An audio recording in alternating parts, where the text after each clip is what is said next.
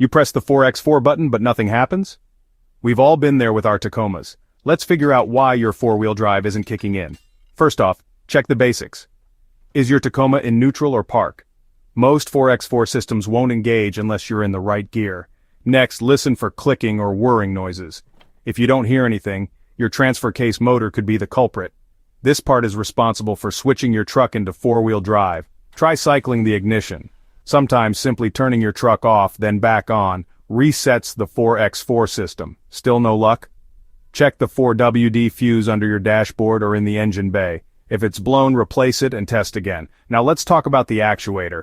This is what actually locks your front wheels in. If it's faulty or stuck, your 4x4 won't engage. Listen for movement when you press the 4x4 button. No sound? That's a hint. Finally, don't forget the wiring.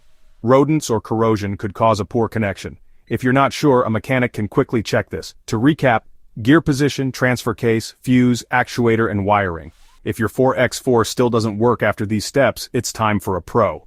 Don't let a stubborn switch ruin your adventure. Follow these tips, and your Tacoma should be back on all fours in no time.